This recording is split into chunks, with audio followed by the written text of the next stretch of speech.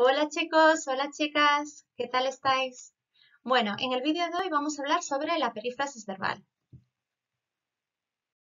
¿Y qué es la perífrasis verbal? Pues la perífrasis verbal es una construcción compuesta por dos verbos y normalmente un nexo. En ocasiones lo lleva, en ocasiones no, este último. Tiene un solo significado en su conjunto y nos ayuda a añadir matices que normalmente no podemos recoger mediante las desinencias. Por ejemplo, cuestiones de tipo aspectual, como puede ser la obligación, la posibilidad, etc. Vemos que está compuesto, la perífrasis verbal, perdón, está compuesta por un verbo auxiliar que está en una forma personal, un nexo a veces y un verbo que aparece en infinitivo, en gerundio o en participio. Como ya os he dicho, pueden ser modales, que son aquellas que se refieren a la actitud del hablante, o aspectuales, que nos hablan de procesos temporales de una acción. ¿Y qué no es una perífrasis verbal? Pues no es una locución verbal, no es una forma verbal compuesta y tampoco es un conjunto de verbos más un verbo en forma personal cuyo segundo elemento se pueda sustituir por esto o por lo.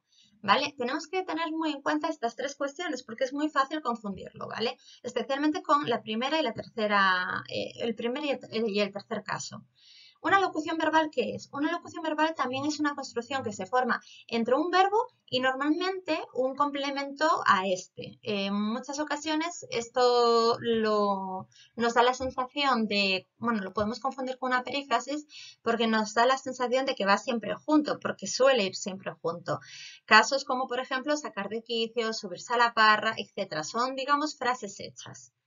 Una forma verbal compuesta. La forma verbal compuesta, como sabéis, normalmente es la unión de dos verbos que no llevan nexo y además cuyo verbo auxiliar no aporta más significado que el de la perfectividad, es decir, el de acción acabada.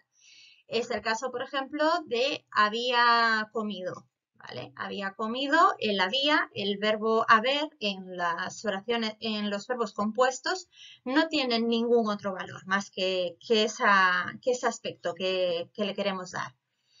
El conjunto de verbo más verbo en forma no personal cuyo segundo elemento se puede sustituir por esto lo. ¿Vale? Estos son unos casos un poco truculentos, ¿vale? Por esta razón, porque nos da la sensación de ser una perífrasis verbal, vemos que no es una locución verbal, vemos que no es un verbo compuesto y decimos, vale, pues está, perífrasis. Pero no, ¿por qué? Tenemos siempre que comprobar, si no lo tenemos claro, si ese segundo elemento se puede sustituir por lo. Por ejemplo, quiero aprobar. Quiero aprobar, ¿qué quiero? Quiero eso o lo quiero. Fijaos que el segundo verbo lo podemos sustituir por esto o por lo. En esos casos no estamos ante una perífrasis verbal. ¿Qué tipos de perífrasis verbal podemos tener? Pues dependiendo de la clasificación podemos tener perífrasis verbales de infinitivo, gerundio o de participio si nos fijamos en el tipo de forma no verbal y según la información semántica que aportan tenemos modales aspectuales. Las perífrasis modales, como ya hemos dicho, nos hablan de la actitud del hablante y podemos tener a su vez de dos tipos, las de necesidad u obligación y las de probabilidad o posibilidad. Aquí tenemos algunos de los ejemplos de tipos de perífrasis de necesidad o obligación. Por ejemplo, tener que más infinitivo. Tengo que aprobar todas las materias y quiero irme de vacaciones en verano. Haber de más infinitivo. He de irme antes a la cama para no despertarme tan cansado. Y así lo mismo con todos estos casos que veis aquí. De probabilidad o posibilidad podemos tener, por ejemplo, poder más infinitivo, como el que acabo de decir, podemos tener, ¿vale?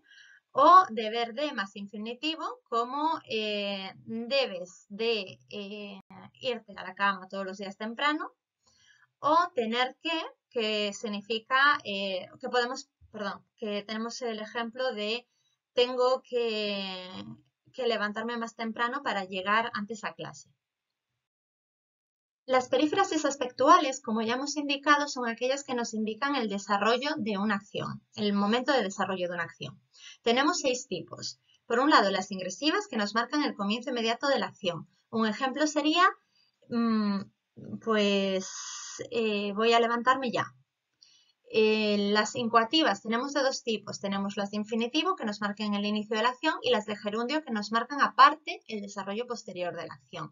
Dentro del primer tipo podríamos decir empezó a llover a las 10, nos marca el momento en el que empezó la acción, Y en gerundio, por ejemplo, pues podríamos decir que llegó diciendo que le habían robado. Nos indica el momento en el que empezó la acción y que continuó, en este caso en el pasado.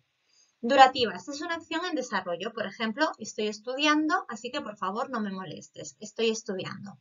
Reiterativas o agresivas son aquellas que nos marcan la interrupción o el final de una acción. Por ejemplo, sería el hombre acabó reconociendo su culpa en el juicio. Acabó reconociendo sería la perífrasis terminativa o agresiva. Las reiterativas nos hablan de la repetición continuada de una acción. Por ejemplo, lleva hablando toda la hora. Las frecuentativas o habituales nos hablan de una acción que se repite en días distintos, pero de manera habitual, de manera frecuente. Por ejemplo, suelo levantarme todos los días temprano. Y hasta aquí la explicación de la perífrasis. Así que espero que se os haya hecho cortito este vídeo y que os haya servido de ayuda. Para cualquier, anotad las dudas que hayan surgido y me las comentéis en clase. Venga chicos, un saludo y hasta pronto. Chao, chao.